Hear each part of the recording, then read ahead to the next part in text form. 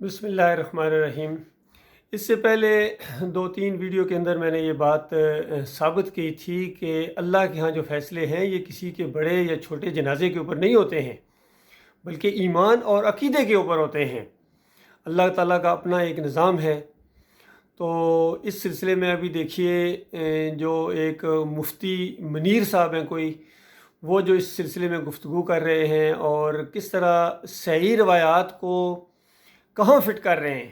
تو یہ ایک بہت بڑی اصل میں نادانی ہوتی ہے کہ جو بات جس جگہ آئی ہے اور جس کے لیے آئی ہے اس کو وہاں ہی فٹ کیا جائے تو وہ اپنا صحیح معنی اور مفہوم دے گی، لیکن اگر آپ اس کی جگہ سے اس کو اٹھا کے دوسری جگہ کر لیں گے تو پھر یہود و نصارہ کے علماء یہی کیا کرتے تھے۔ تو ابھی آپ پہلے خود سنیں، تو جہاں موقع ملے گا انشاءاللہ میں اس کے اوپر تھوڑا سا تبصرہ بھی کروں گا تاکہ صحیح بات آپ کے سامنے آ جائے۔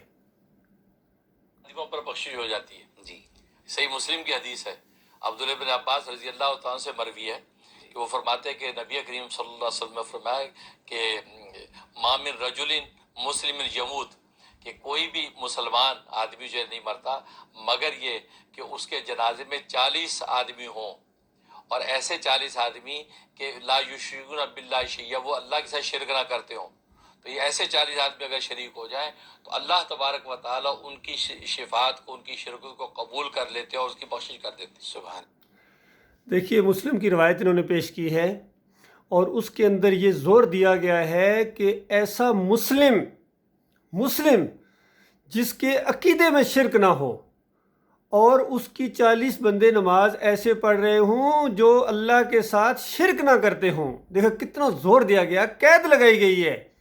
یہی تو وہ چیز ہے میرے بھائیوں جو میں اپنے تقریباً ہر ویڈیو میں اس انداز سے یہ بات پیش کرتا ہوں کہ یہ شرط ہے کہ اللہ کے ساتھ شرک نہ کرو، ورنہ تمہارے اعمال برباد ہو جائیں گے، ورنہ تمہارا نماز صلاۃ المیت بھی نہیں پڑھی جائے گی۔ اللہ کا حکم ہے ما کان للنبی والذین آمنوا ان یستغفروا للمشرکین، کہ اللہ نے حکم دیا ہے کہ کسی نبی کا یہ کام نہیں ہے، کسی مومن کا یہ کام نہیں ہے کہ شرک کرنے والے کے لیے استغفار کرے، چاہے اس کے قریبی رشتہ دار ہی کیوں نہ ہوں۔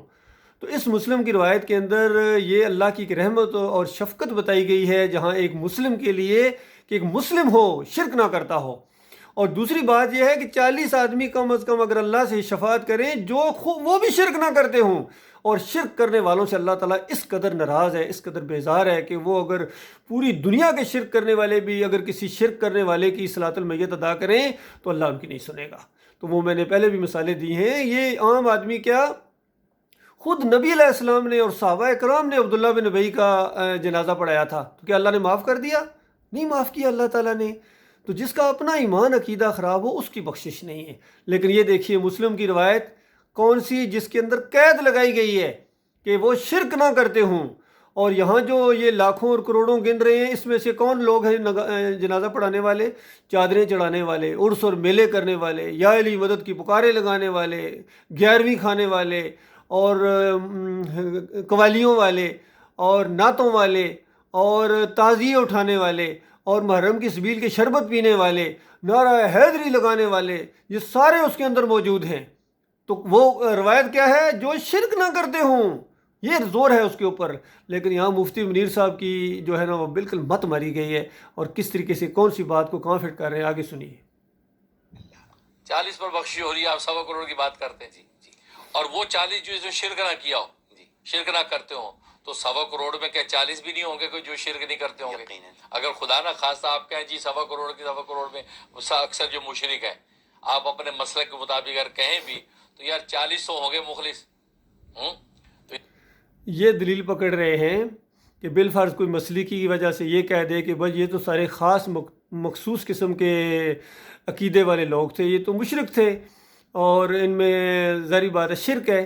تو اب یہ بیچ میں کہہ رہے ہیں کہ کیا 40 بھی نہیں ہوں گے جو صحیح عقیدہ ہوں؟ میں کہتا ہوں 40 کیا، ایک بھی نہیں ہے، ایک بھی نہیں ہے۔ اس کی وجہ یہ ہے کہ جس کا عقیدہ صحیح ہوگا، جس کا عقیدہ صحیح ہوگا وہ کسی شرک کرنے والے کی صلاۃ المیت نہیں ادا کر سکتا ہے، یہ اس کے ایمان کا تقاضا ہے، یہی تو اس کے ایمان کا اب ٹیسٹ ہے۔ جس طرح پہلے میں نے وہ آیت پڑھی سورہ توبہ کی، ما کان للنبی ما کان للنبی والذین آمنوا ان یستغفروا للمشرکین، کہ نبی کا بھی کام نہیں ہے اور کسی مومن کا کام نہیں ہے کہ جب اس کو پتہ چل جائے کہ یہ جو مر گیا ہے یہ تو نعرے لگانے والا تھا اللہ کے علاوہ، غیر اللہ کے نعرے لگانے والا تھا، یہ تو بریانیاں کھانے والا تھا، غیر اللہ کی چادریں چڑھانے والا تھا، عرس اور میلے کرنے والا تھا، اور اللہ کی بجائے بندوں کو یہ داتا کہتا تھا، بندوں کو دستگیر کہتا تھا، مشکل کشا کہتا تھا، اور یہاں تک کہتا تھا کہ یہ داتا صاحب کی سیڑھیاں چڑھتے ہی جناب دل میں جو چیزیں رکھی جائیں، بریانی رکھو، پکوڑے رکھو، حلوہ رکھو، بس جیسا اوپر چڑھو تو یہ پلیٹیں آنا شروع ہو جاتی تھیں اور سب کچھ ہونا شروع ہو جاتا تھا، ایسا اشارہ کرتے تھے، اور پتہ نہیں لندن سے چائے کی پیالی یہاں آ گئی ہے، اس طرح کے ان کے عقیدے تھے۔ تو بتاؤ جس کو معلوم ہو جائے کہ ان کے یہ عقیدے تھے تو وہ مومن ان کے جنازہ پڑھے گا، اللہ کی بات کا انکار کرے گا، تو اللہ تعالیٰ کی بات کا انکار کرنے کے بعد اگر وہ جنازہ پڑھے گا تو اس کو تو اللہ نے معاف نہیں کرنا ہے، اس میت کو، شرک کرنے والے کو۔ اب اس کی جان خطرے میں ہے کہ یہ اللہ کی بات کا انکاری ہے۔ آگے سنیے جی۔ اس لیے نبی نے یہ تو فرمایا، بلکہ ایک روایت میں فرمایا کہ امت مسلم، اب اسی صحیح مسلم میں حضرت عائشہ صدیقہ رضی اللہ تعالیٰ عنہ کی روایت ہے، فرمایا کہ امت مسلمہ میں سے 100 آدمی جس کے جنازے میں شریک ہو جائیں تو دخل الجنہ، اللہ تبارک و تعالیٰ اس مرحوم کو جنت میں داخل کر دیتے، تو بات ہی ختم ہو گئی۔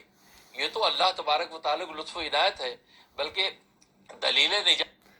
دیکھیے ہر جگہ یہ جو روایت عائشہ رضی اللہ تعالیٰ عنہ کی پیش کر رہے ہیں، ہر جگہ قید ہے امت مسلمہ، مسلم ہوں وہ مشرک نہ ہوں۔ اب شرک کرنے بعد امت مسلمہ تو ختم ہو گئی بھائی، جب شرک آپ کے عقیدے کے اندر آ گیا تو وہ مسلمہ، امت مسلمہ کے ساتھ تو بڑے وعدے تھے اللہ تعالیٰ کے، وَأَنْتُمُ الْأَعْلَوْنَ إِن كُنتُم مُؤْمِنِينَ، تم مومن بن جاؤ تو اللہ تعالیٰ تمہیں سربلند کرے گا۔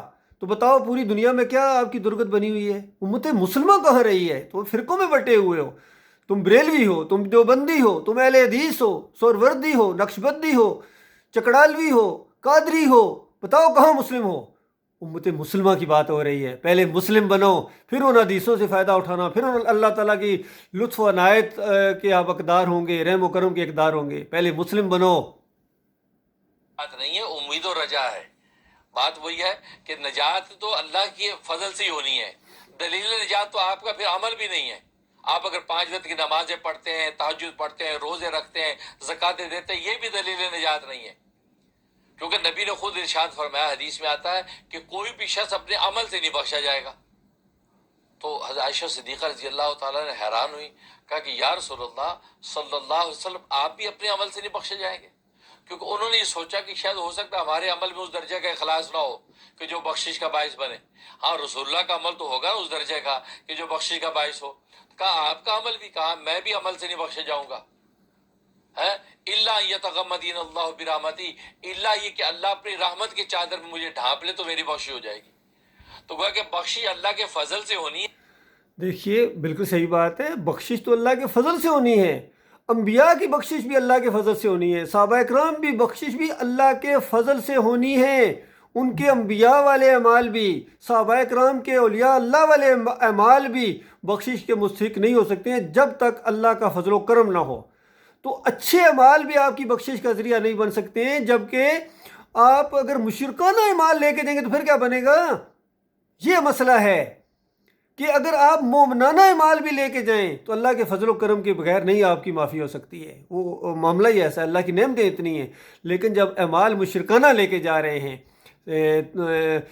وہ رسالت کے نعرے، یہ سارا معاملہ کرنا، اور توحید سے دشمنی، اللہ کی توحید ان کے سامنے بیان کی جائے ان کو آگ لگ جاتی ہے، تو بتاؤ اللہ سے بے وفائی اور نبی سے وفا کرنا یا ملک سے وفا کے دعوے کرنا، یہ بالکل بے بنیاد بات ہے، اللہ جانتا ہے، یہ اپنے آپ کو دھوکہ دینے والا معاملہ ہے۔ اور یہ سمجھتے ہیں کہ ہم نبی کے نعرے لگاتے ہیں، نبی پوری زندگی کرتے گزری، اور جل کل قیامت کے دن پتہ چلے گا نبی سے کوئی تعلق ہی کوئی نہیں ہے، نبی دشمن بن جائیں گے ان شرکی عقیدوں کی وجہ سے، فرشتے لعنت بھیجیں گے، اللہ کی لعنت تو ویسے ہی پڑ رہی ہے۔ تو بتاؤ اللہ کے بندو، یہ کیوں اپنے آپ کو دھوکہ دے رہے ہو؟ کیوں ایمان ٹھیک کرنے کے بغیر تم اللہ کے پاس جانا چاہتے ہو؟ یاد رکھنا وہ تو فارغ ہو گئے، اب وہ ان کو واپس نہیں لا سکتے ہو۔ یہ باقی اب پیچھے والوں کا معاملہ ہے، یہ غور و فکر کریں، لیکن یہ غور و فکر کرنے دیتے ہی نہیں ہیں یہ علماء، خاص کر جو ایمان عقیدے کی بات کوئی سامنے آتی بھی ہے، کسی کو اگر شک بھی پڑتا ہے کوئی اس طرح کی بات، لیکن یہ اس کو چوکے کو بھی جناب بند کر دیتے ہیں۔ آگے سنیے جی۔ عمل سے بھی نہیں ہونی، تو کیا مطلب ہے آج پھر عمل کرنے والے بھی گئے؟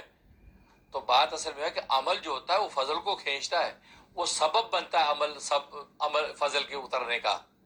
جیسے حضرت تھانوی رحمۃ اللہ مثال دیتے ہیں کہ معصوم بچہ ہوا کر کے روتا ہے بھوک سے.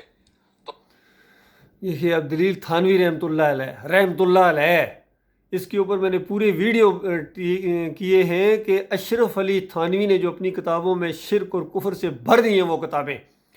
تو بتاؤ اس کی بات کی کیا اہمیت ہے؟ بات تو اللہ کی کتاب کی چلے گی. تھانوی نے تو اعمال قرآنی لکھ کے نبی علیہ السلام کی باتوں کا مذاق اڑایا گوا. نبی علیہ السلام فرمائیں تعویذ گنڈا شرک ہے، اور تھانوی صاحب نے ایسے تعویذ لکھے ہیں، اس کی کتابیں لکھی ہیں کہ جو چند تعویذ ایسے ہیں جس کو بیان بھی نہیں کیا جا سکتا. میں صرف اشارہ کروں گا، حتیٰ کہ انہوں نے یہاں تک لکھ دیا کہ ولادت کے اندر اگر تکلیف ہو اور آسانی کے لیے قرآن کی فلاں والی آیت فلاں جگہ باندھی جائے، استغفر اللہ استغفر اللہ استغفر اللہ بیان کرنا بھی اس لیے کہ تاکہ آپ لوگوں کی آنکھیں کھلیں کہ تھانوی صاحب کیا کرتے رہے ہیں. پھر بہشتی زیور کے اندر عورتوں کو جو دیا جاتا ہے اس کے اندر جو کیسے کیسے وہ طریقے اور کیسے کیسے عقائد کی بربادیاں، اس کے اوپر پورا میرا ویڈیو ہے، آپ میرے یوٹیوب لنک کے اوپر جائیں، اس کے اوپر پوری طرح ہوگا کہ اشرف علی تھانوی کے عقائد جو ہیں شرکی عقائد، اس کا قرآن و حدیث سے موازنہ. تو یقین کیجئے شاید ہی بر صغیر کے اندر اس سے زیادہ کسی انسان نے شرک پھیلایا ہو اشرف علی تھانوی صاحب نے. یہ ان کے حوالے کوٹ کر رہے ہیں. یہی تو پرابلم ہے اس قوم کا کہ ان کے عقیدے اللہ کی کتاب کے بالکل خلاف ہیں. میرے بھائیوں، عقائد علماء دیوبند اٹھا کر آپ دیکھیں، عقائد علماء دیوبند اگر آپ اٹھا کر دیکھیں، ہر جگہ آپ کو یہی ملے گا، ہمارا اور ہمارے بزرگوں کا یہ عقیدہ، ہمارا اور ہمارے اسلاف کا یہ عقیدہ ہے. پھر ابھی ویڈیو لمبا ہو جائے گا ورنہ میں اس کا یہ سارا معاملہ آپ کو سناتا. اس میں ایک نے یہ بھی حوالہ دیا ہے کہ دیکھو احمد بن حنبل کا جنازہ بھی بہت بڑا تھا. احمد بن حنبل نے اس دور کے لوگوں کو کہا تھا کہ جنازے فیصلہ کریں گے، کیونکہ ان لوگوں کے پاس کلیہ وہاں سے آیا ہوا ہے کہ احمد بن حنبل نے کہہ دیا تھا کہ جنازے فیصلہ کریں گے جی حق اور باطل کا. تو وہاں سے لیتے ہیں اور پھر یہ دلیل پکڑتے ہیں کہ دیکھو ان کا جب جنازہ نکلا تو پتہ نہیں 2500 جو یہودی تھے نا وہ فوراً مسلمان ہو گئے. بتاؤ یہ کیا ڈرامے ہیں؟ جنازہ دیکھ کے یہودی مسلمان ہو گئے، یہ ہو گیا وہ ہو گیا. یہودیوں نے بھی جنازہ پڑھا تھا جی، اتنا وہ تھا. حالانکہ احمد بن حنبل کا اپنا عقیدہ خراب تھا، چاہے وہ امام اہل سنت والجماعت کے نام سے مشہور ہیں، لیکن سارے شیعت کے عقیدے مسند احمد کے اندر آپ کو ملیں گے.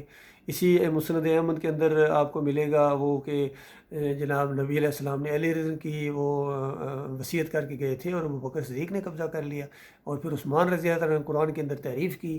پھر اور صحابہ کے اوپر ایسے ایسے کیچڑ اچھالے گئے ہیں اور جھوٹی باتیں اس کے اندر بے شمار روایتیں موجود ہیں. مسند احمد کے اندر جھوٹی اور منکر روایتیں سے بھرپور ہے اس کے اندر. تو عود روح فی القبر کا عقیدہ کہ دوسرے دن روح قبر کے اندر واپس آ جاتی ہے، یہ احمد بن حنبل نے عقیدہ اپنایا، جن کی وجہ سے بعد میں ابن تیمیہ، ابن قیم، ابن حجر عسقلانی اور سارے مشرق پرستوں نے یہ عقیدہ، قرآن کے خلاف عقیدہ، مشرکانہ عقیدہ، شرک کی جڑ ہے یہ عقیدہ کہ اس قبر کے اندر مردہ زندہ ہو جاتا ہے، سننا شروع ہو جاتا ہے. اسی عقیدے کی وجہ سے آج کتنے مرید اس کے خادم رضوی صاحب کے قبر پر جائیں گے اور کہیں گے بابا جی زندہ ہے. ہم نہیں بابا جی کو دیکھ سکتے، بابا جی تو ہمیں دیکھتے ہیں. جس طرح خادم رضوی کا اپنا یہی عقیدہ تھا کہ میں داتا صاحب جاتا ہوں، داتا صاحب دیکھتے ہیں، پہچانتے ہیں، سب کچھ کرتے ہیں. تو یہ سارے مشرکانہ عقیدے ہیں اللہ کے بندو. اور یہ جنازے پر فیصلہ نہیں ہونا ہے تعداد کا، یہ تمہارا ایمان اور عقیدہ ہے. اور آپ کا عقیدے کے اندر شرک ہے. پوری دنیا کے مفتی مل کر آپ کا جنازہ پڑھیں، پوری دنیا کے پھول آپ کی قبر کے اوپر نچھاور کر دیے جائیں، اور پوری دنیا کے فوجیں آپ کے اوپر سلوٹ کریں اور پھولوں کی چادریں چڑھائیں اور شہداء کے لقب دیں آپ کو.